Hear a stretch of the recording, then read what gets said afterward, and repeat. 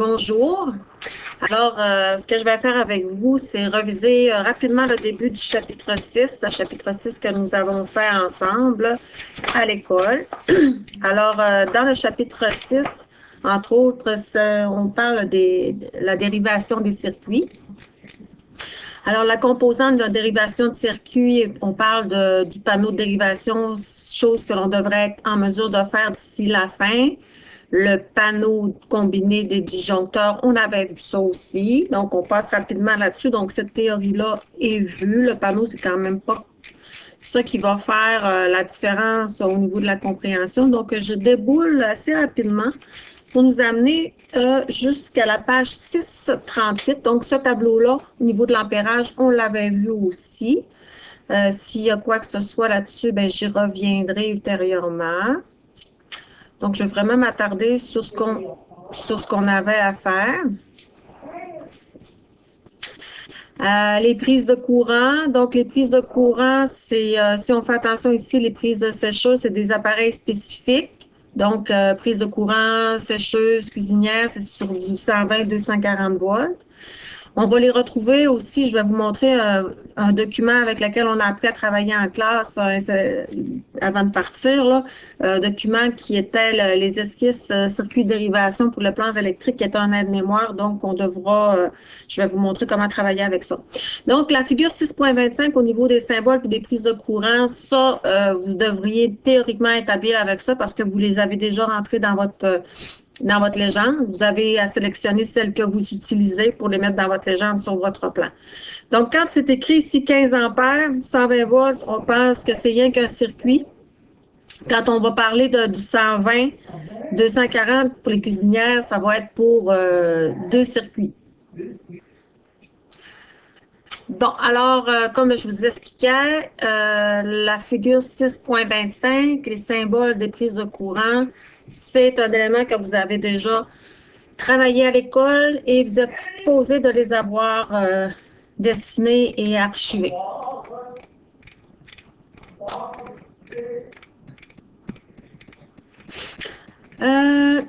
Donc, tout ça ici, ben, je passe ça rapidement parce qu'on l'avait déjà vu. Je déroule les boîtes de sortie, on avait vu ça aussi. Donc, ça, c'est des informations complémentaires pour vous. Ça, c'est l'installation des thermostats, des prises de courant. Donc, on avait déjà vu ça, mais c'est pas destiné vraiment au dessinateur.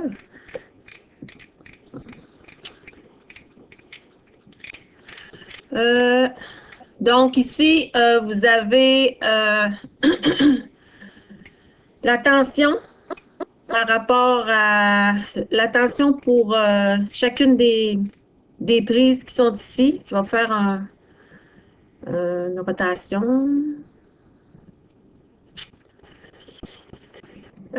Affichage, rotation horaire. Alors, le tableau que vous avez ici, c'est quand même un tableau qu'on a déjà vu.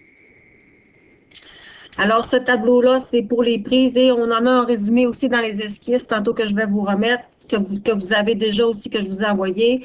Donc, le câblage pour l'éclairage est ici, prise de courant, prise de comptoir. Alors, c'est la grosseur du fil rentre en ligne de compte. Plus le fil, le numéro est gros et petit, c'est-à-dire plus le fil est gros. Alors, vous allez retrouver ensuite dans la partie au niveau du disjoncteur, quel est le nombre d'ampérages qu'on devra mettre pour chacun, comme pour l'éclairage, par exemple. Sur le disjoncteur, ça va être un 15 ampères. Donc, vous savez que vous allez pouvoir en mettre 80 %, donc ça veut dire 12. 12 pour un 15 ampères et ça va prendre seulement une dérivation. Donc, prise de courant, c'est la même affaire. Les prises de comptoir, c'est 2, du 15 et du 20 ampères.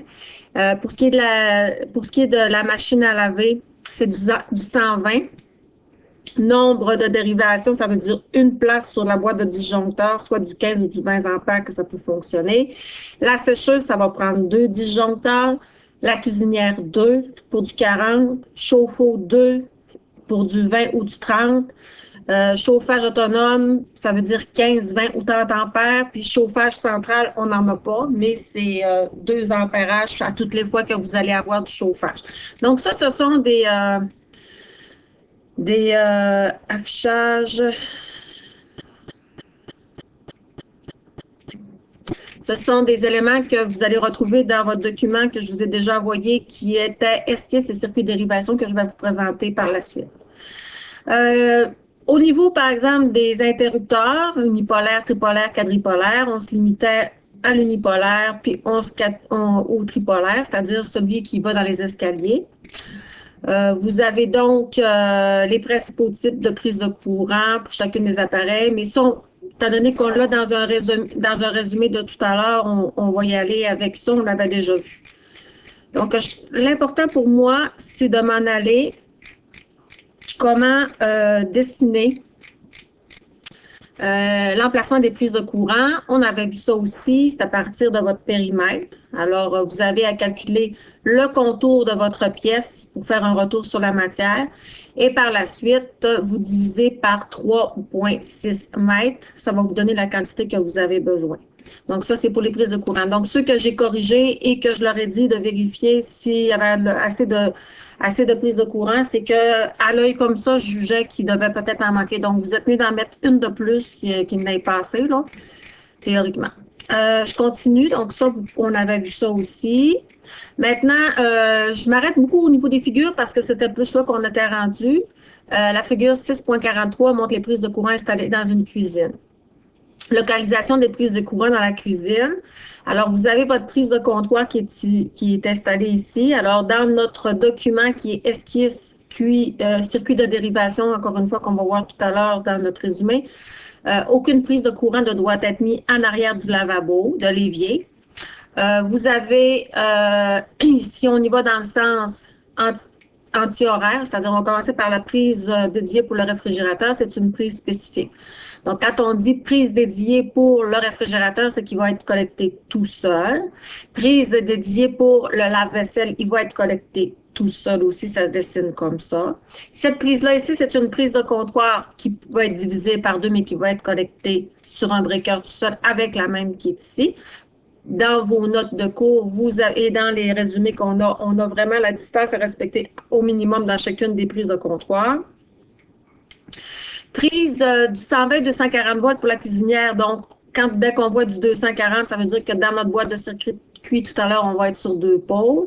On a la hotte de cuisine. On a évidemment ce qui est le fan. Le fan, dans ce cas-là, c'est on va dire un Jenner.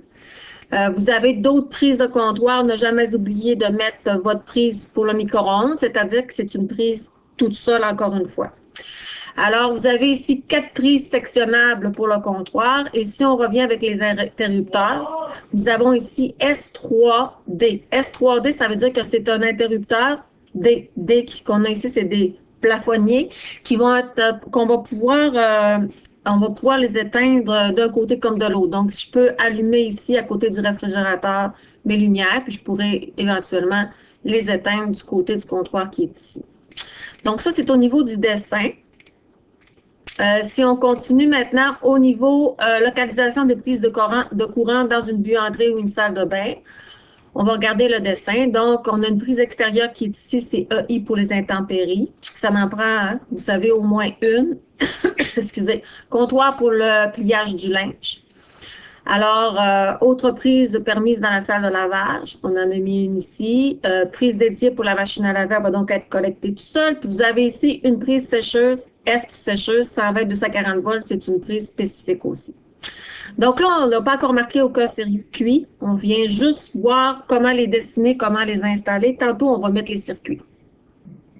On a le chauffe-eau qui est ici. Salle de bain, une prise de comptoir. Donc, aucune prise ne doit être faite à l'intérieur d'une salle de bain, sauf la prise au niveau des intempéries, pas des intempéries, mais avec disjoncteur intégré. Suite à ça, on va aller avec l'exercice, on va le passer, mais si vous voulez le faire, vous avez le corriger à la fin de votre livre. Plan d'une chambre à coucher, relativement simple.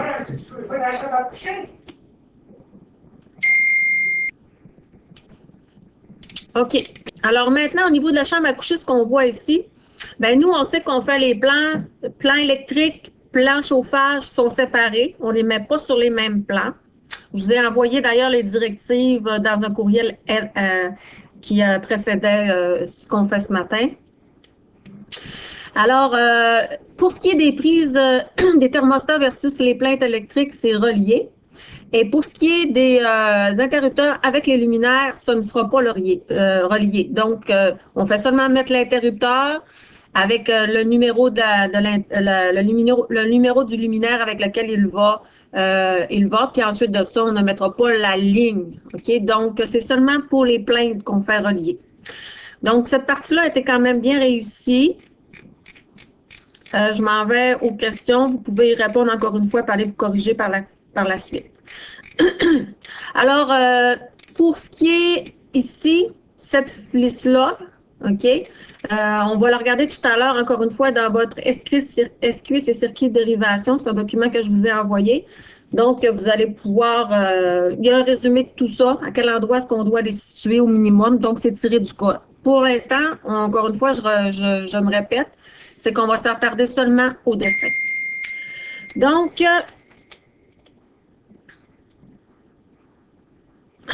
maintenant, OK, alors, dérivation d'une cuisine, ça, on l'avait vu. Faire bien attention quand vous allez, on a un exemple ici, les chiffres indiquent les numéros de dérivation simple ou double dans le panneau. Les flèches indiquent les circuits qui sont dédiés aux appareils. Donc, ça, c'est tous des appareils qui sont spécifiques.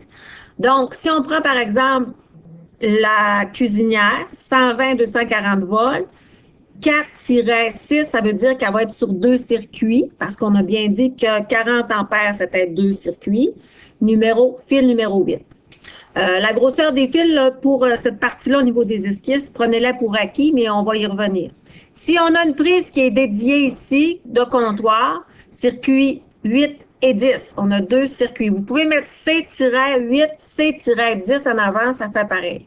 Comme ici, pour le micro-ondes, on a seulement un circuit, circuit 3.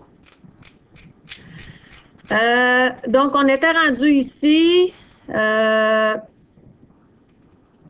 Méthode non reliée. Cette méthode-là, pour nous, on l'utilise pas pour les appareils spécifiques. Ne pas oublier les avertisseurs de fumée et les ventilateurs qui sont dans les salles de bain. Ça en prend obligatoirement. Ça, c'est un résumé. En appliquant la formule P, E multiplié par I, on sait comment est-ce qu'on peut en mettre au maximum sur nos circuits. Donc, ça, on avait déjà vu ça, OK, quand on parlait de, comme par exemple pour le chauffage, pour une dérivation de 20 ampères, c'est du 3840 watts au maximum qu'on devait mettre. Pour une dérivation de 15 ampères, donc c'est 12 ampères multiplié par 240, ça fait qu'on n'aura pas le droit de mettre plus que 2880 watts. Et ça continue comme suit. Les exemples, donc, on les passe. Donc, vous avez ici, dans votre livre, le nombre maximal de prises pour chacune des dérivations. Si on prend des sorties d'éclairage, théoriquement, on pourrait avoir c'est 15 ampères, mais on ne peut pas mettre plus que 12. Prise de courant d'usage général, 12. Si on avait vu ça, OK, puis effectivement, ben, vous allez l'avoir tantôt dans votre résumé qu'on va passer ensemble. Vous avez les appareils de dérivage particuliers, cuisinière, sécheuse, chauffe-eau, chauffage central. Donc, 2 circuits calibre 3.8, 10.3, calibre 12, etc., etc.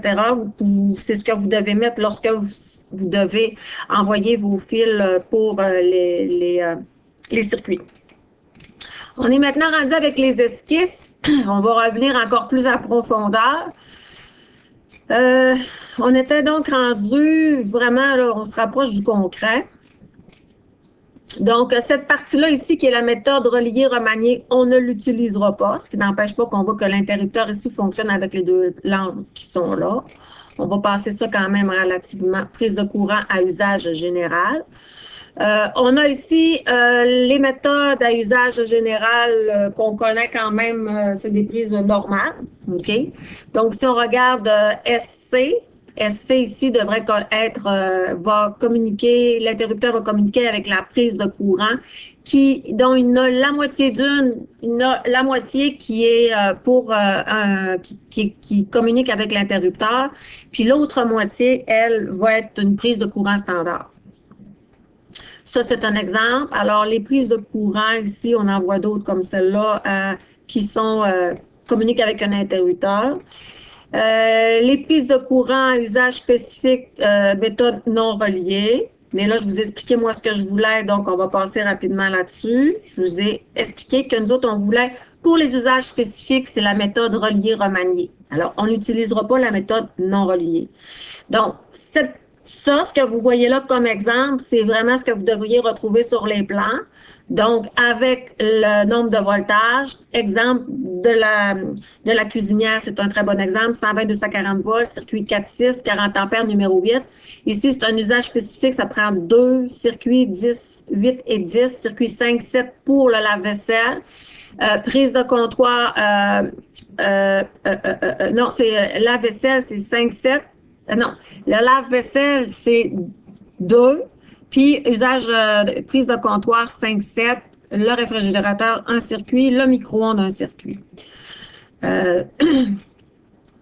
On y va avec notre méthode qu'on utilise. Donc, vous en avez à avoir un autre exemple ici. Donc, des exemples, vous en avez quand même passablement là, pour ce qui est des circuits. Cette partie-là, nous, on ne l'utilisera pas, donc je passe rapidement, ce qui n'empêche pas qu'on voit que les interrupteurs communiquent vraiment avec des prises de courant. Ça, c'est la méthode qu'on va utiliser pour numéroter nos prises électriques. Alors, si on regarde ici, prise standard et luminaire. Alors, si on regarde, par exemple, 21, le circuit 21, OK, H, ça veut dire on a un interrupteur 3, ça veut dire que c'est un interrupteur qui est à 2 endroits différents. On le retrouve ici sur le mur du côté gauche en bas des escaliers, puis on va le retrouver ici dans la salle de jeu sur le mur droit. Ce qu'on peut en tirer, c'est que chacune des lumières ici est numérotée sur le circuit 21. Donc, sur le circuit 21, on ne peut pas en mettre plus que 12, sachant très bien qu'on est sur du 15 ampères, le maximum, c'est 12. Donc, que ce soit une prise de courant ou que ce soit un luminaire, on y va en les comptant. 21. 1, 2, 3, 4, 5, 6, 7, 8, 9, 10. J'ai 10 sur 12, OK, des prises qui sont faites ou des luminaires qui sont sur le circuit 21. C'est parfait. Et même que ce qui est privilégié, c'est de toujours mettre un circuit dans une autre pièce. Comme là, on voit qu'on a mis la majorité des circuits dans la salle de jeu 21, mais qu'on en a switché une dans l'atelier. Donc, c'est parfait. Donc, on fait le tour comme ça. Alors, c'est à vous de numéroter vos circuits, toujours en commençant par le chiffre 1. Idéalement, c'est de commencer soit par le chauffage, soit par les prises spécifiques, et ensuite, on termine par les prises normales. Pour ce qui est de la position du mât électrique de votre panneau votre panneau, vous allez le dessiner comme ça, OK? Puis le panneau combiné, c'est un panneau, vous allez avoir à mettre du 20 ampères, 120, 240 volts, 2 pôles, 40 circuits, tout dépendamment du choix que vous allez faire lorsque vous allez avoir trouvé la capacité de votre entrée électrique en ampérage. Donc, le système de chauffage, ça a été bien fait par tout le monde. Alors, vous avez des exemples ici, comment dessiner ça. Nous, ce qu'on fait, c'est la méthode reliée. Donc, dans la méthode reliée, c'est cette méthode-là. Tout le monde a quand même bien réussi à faire ça. Évidemment, les flèches doivent s'en aller vers le panneau de distribution. Comment faire maintenant pour numéroter? Ça, j'en avais parlé. Donc, chacun des fils qui se trouve entre la plainte électrique et le thermostat, c'est du 14,2. Et chacun des fils qui se trouve entre deux thermostats, je vais vous en trouver un à quelque part. C'est du 14,2 et tout ce qui revient à la boîte, c'est du 12,2. Alors, ça, c'est pour ce qui est des prises électriques et vous allez avoir évidemment un complément là, dans vos notes de cours comme je vais vous donner tout à l'heure. Quand ça, c'est tout fait, vous avez tout simplement à remplir le panneau des circuits. Vous avez un modèle ici qui est relativement simple. Sinon, vous en avez un autre ici. Donc, si on prend le temps, je vais juste vérifier un peu plus loin si j'en ai pas un autre exemple. Celui-là, je le préfère. Affichage, rotation, horaire. Alors, on va y aller avec celui-là, étant donné que je le préfère. Je vais faire un zoom.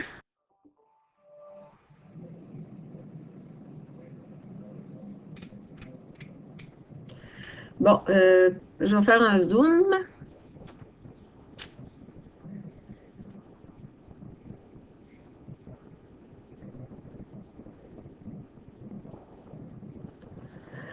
C'est un peu petit, on va mettre des lunettes. Alors, pour ce qui est de ce que l'on a à faire ici, on va regarder comment le remplir. Donc, ça ressemble passablement à ce que je vous ai donné dans l'exemple du tableau. Donc, vous avez le panneau des circuits, vous avez à lister, dans le fond, tout ce que vous avez, d'un côté comme de l'autre, par rapport à vos circuits. Les circuits, on sait que c'est 1, 2, 3, 4, 5, 6, 7, 8, jusqu'au nombre de circuits que vous allez avoir trouvé. Donc, vous allez avoir déjà trouvé votre panneau, comment est-ce que vous avez de circuits dans votre panneau de circuit. Évidemment, si vous avez fait trop de numérotation de circuits puis que vous avez un 40, vous ne pourrez pas. Il va falloir que vous taponniez dans vos circuits pour que ça rentre vraiment dans le nombre de circuits que vous avez d'espace dans votre panneau.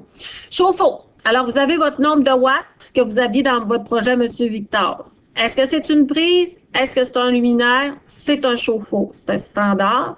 Alors, ce n'est pas du chauffage, c'est un appareil spécifique. Le disjoncteur, c'est du 120.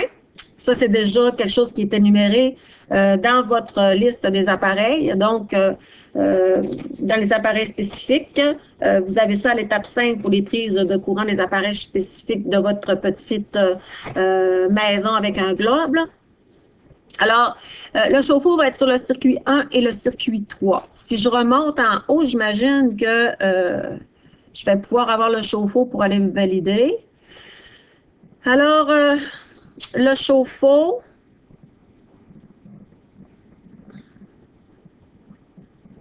on va monter encore.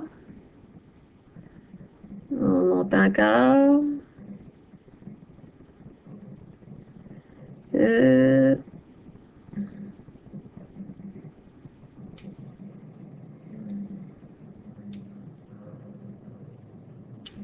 chauffe-eau, circuit 32, c'est circuit 34.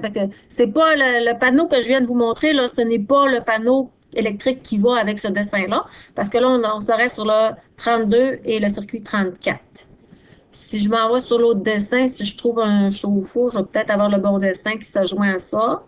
Ici, on a un chauffe-eau qui est là, mais on n'a pas de numérotation. Là non plus. Là non plus. Donc, je n'ai pas la numérotation par rapport au dessin. Si je viens ici sur celui-là, on va regarder prise. Je vais faire un affichage.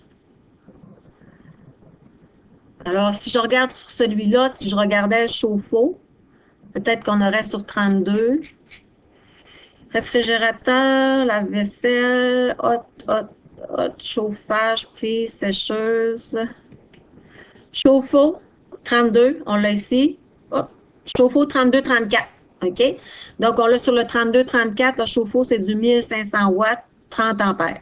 Alors, c'est cette façon de lire l'exemple. Il va avec les dessins que vous aviez en haut. Fait que là, ici, on aurait deux breakers de libre. On va descendre avec notre tableau qui nous intéresse. Alors, dans mon tableau qui m'intéresse, je continue à faire la lecture pour vous. Téléphone et téléviseur, c'est 120. Disjoncteur 15. Breaker, ça va être le circuit 29. La buanderie, dépôt, corridor, éclairage, machine à laver, nombre de watts, c'est une prise. 15 ampères, circuit 17. OK? Fait que dans le 15 ampères, la machine à laver. On va aller voir l'autre côté. Alors ça, ce sont des prises, l'éclairage ici. Dans l'éclairage, j'ai 590 watts. Alors, vous avez 590 watts, je suis capable de mettre, le calculer en watts. En tout cas, on ne peut pas en mettre plus que 12 pour un 15 ampères. Vous avez ensuite ça, n'oubliez pas que je vous ai donné un tableau pour calculer votre nombre de watts en ampérage. Mais en tout cas, pour ce qui est des prises de l'éclairage que vous pouvez mettre sur un breaker, c'est pas plus que 12, comme pour les prises électriques. Si on vient dans l'escalier, on a du chauffage. Si on va aller voir le chauffage. Alors, dans le chauffage salon, on a 3000 watts. Alors, ce n'est pas une prise de courant, ce n'est pas de l'éclairage, c'est vraiment du chauffage. Donc, on va l'écrire ainsi, du 20 ampères, 2 pôles, circuit 6, circuit 8. Alors, je pense qu'avec ça, vous êtes capable de terminer votre tableau des circuits, de me le faire parvenir, OK? En tenant compte, évidemment, de la capacité que vous aviez pour votre projet de M. Victor et d'aller fouiller dans vos tableaux pour calculer votre boîte de affichage, je vais revenir en arrière, rotation anti-horaire, pour faire votre calcul pour votre entrée électrique concernant, évidemment, le nombre d'ampérages que vous allez trouver pour, là, je monte les tableaux. Alors, les tableaux que vous aviez besoin, c'est ces tableaux-là. L'exemple, pour calculer quelle est la boîte électrique que vous allez avoir besoin tout à l'heure. Et là, on est dans le chapitre 6, donc on va finir le chapitre 5 et après, vous allez pouvoir calculer votre panneau que vous allez pouvoir avoir, le choix de votre panneau pour votre maison. Ceci finit le chapitre 6. Merci.